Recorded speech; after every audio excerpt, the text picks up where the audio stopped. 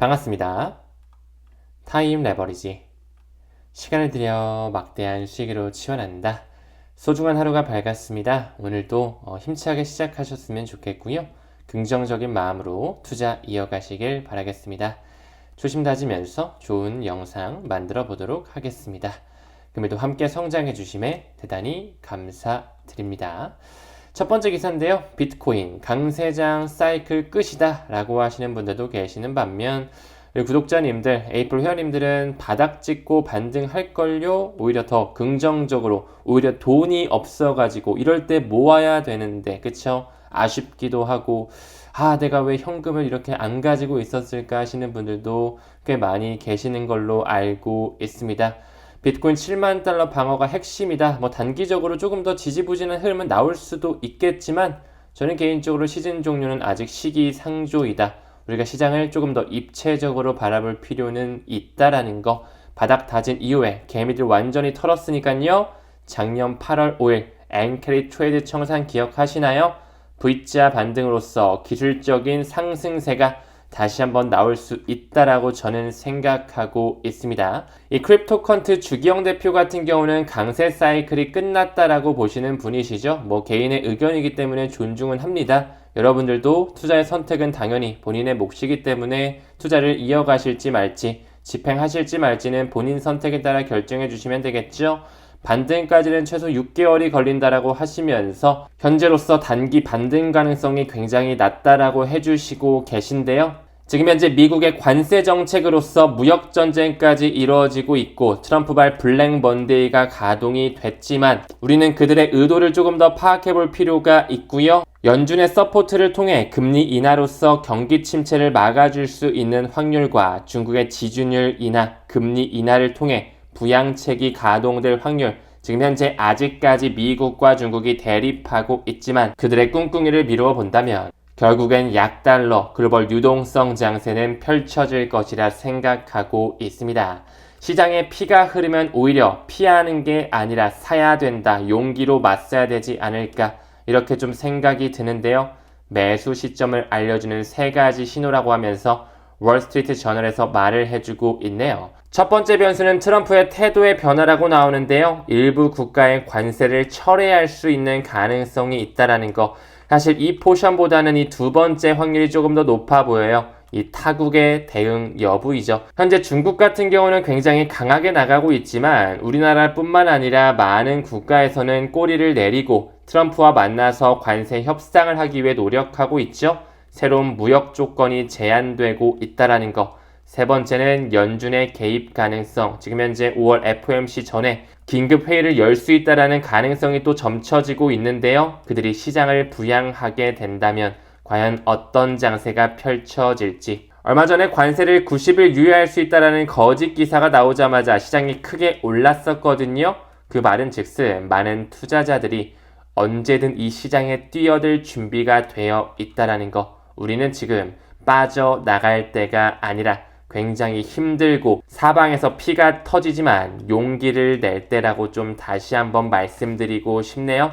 다음 기사 봤을 때 XRP에 대한 좋은 소식이 하나 떴습니다. 첫 레버리지 XRP ETF가 상장이 됐다. 선물 ETF 먼저 좀 가동이 되어지고 있는 것이죠. 현물 되기 전에 선물이 좀 먼저 되는 것, 역사적인 패턴을 미뤄보았을 때 굉장히 고무적인 단계를 밟고 있다라고 볼 수가 있습니다. 실제로 어디에 상장됐나 봤더니 NYSE 뉴욕 증권거래소의 마크가 보이고 있죠. XRP 레버리지 ETF가 NYSE 아르카에 의해 승인이 됐다라는 거 너무나 중요한 이정표가 될 수가 있고요. NYSE 세계 최대의 증권거래소라는 거 많은 분들께서 나스닥 시장이 가장 큰 줄 아시는데요.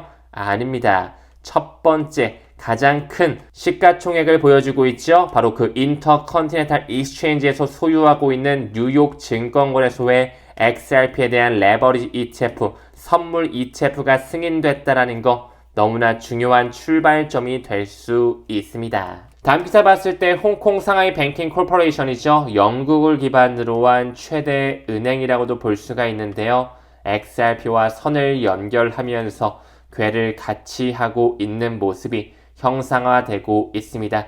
이 HSBC 다국적 금융회사라고 볼 수가 있고요. 첫 번째 대주주 목록에는 역시나 블랙록 세계 최대 자산운용사가 비중 약 10%로서 전주의 역할을 하고 있더라. 두 번째 이 핑한 SM 매니지먼트 같은 경우는 중국을 기반으로 한 금융 서비스 회사인데요. 핑안은 문자 그대로 안전하고 건강하다라는 뜻이라고 하네요. 그냥 참고적으로 말씀드린 거고요.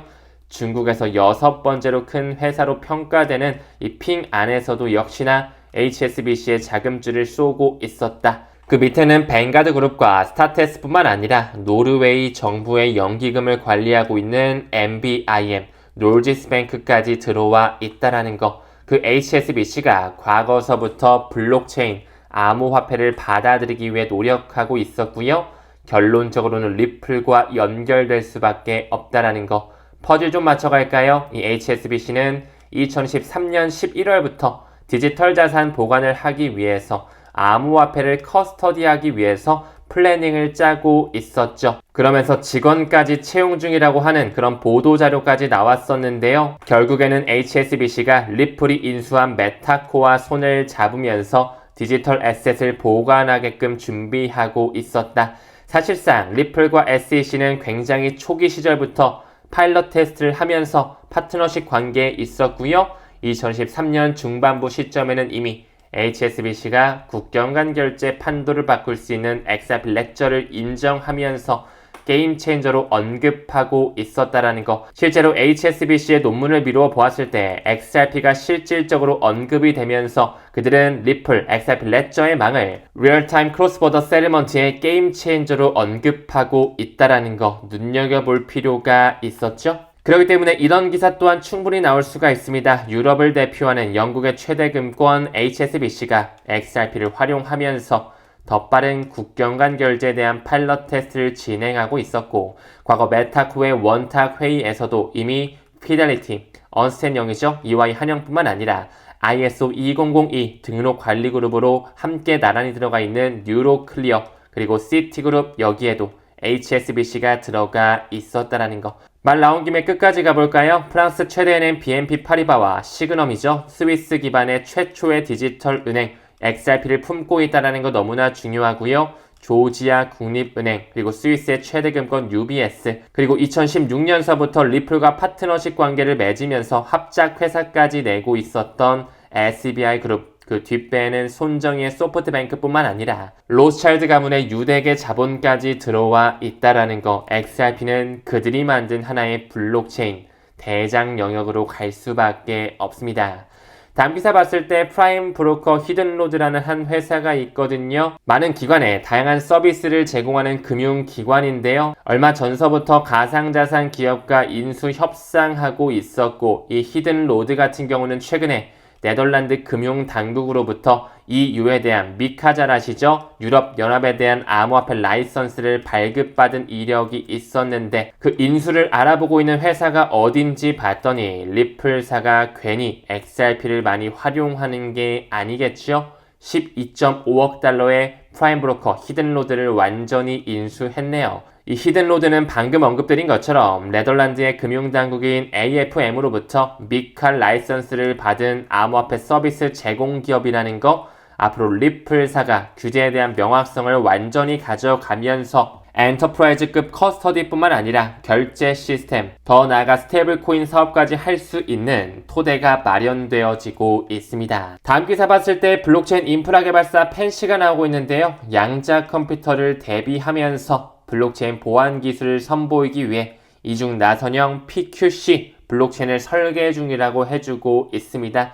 양자 컴퓨터도 앞으로 굉장히 많이 성장하고 발전하겠지만 비트코인과 같은 암호화폐, 그 블록체인 암호를 해독하는 것이 아니라 병렬적으로 같이 성장하면서 4차 산업혁명 시대가 올 것이다 말씀을 드렸죠. 지금 현재 양자 컴퓨터의 원천 기술을 제공하는 IBM이라든지 구글의 윌로우를 미루어 보았을 때 그 정보를 저장할 수 있는 단위죠. 퀀텀 비트, 큐비트 자체가 100 초반대까지밖에 못 오고 있다라는 거. 정말 비트코인과 같은 암호화폐를 해독하기 위해서는 이론적으로 100만 개, 많게는 3천만 개 이상의 큐비트가 필요합니다.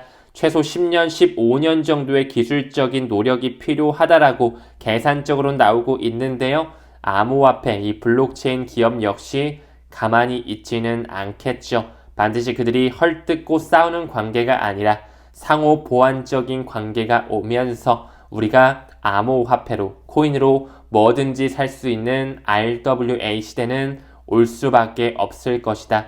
말씀드릴 수 있을 것 같네요. 마지막으로 트럼프 가문에서 찍어내는 월드 리버티 파이낸셜, 그들이 스테이블 코인도 직접적으로 찍어낸다고 발표했죠. USD1 같은 경우 이번에 또 에어드롭을 추진한다고 하네요. 겉으로는 관세 전쟁만 하는 것 같지만 뒤에서는 친암호화폐적인 스탠스를 취하면서 채굴 회사 아메리칸 비트코인을 설립하고 있고요. USD1이라고 하는 스테이블 코인까지 찍어내면서 지니어스 액트 법안과 스테이블 액트 법안 통과를 촉구하고 있다라는 거, 이 부분에 포커스를 맞춰주시면 좋을 것 같습니다. 우리 사관학교 에이플 회원님들은 오늘 저녁 8시에 라이브에서 뵙도록 하고요. 오늘도 좋은 하루 보내시길 바라겠습니다. 우리는 모든 면에서 점점 더 좋아지고 있습니다. 감사합니다. 성투합시다.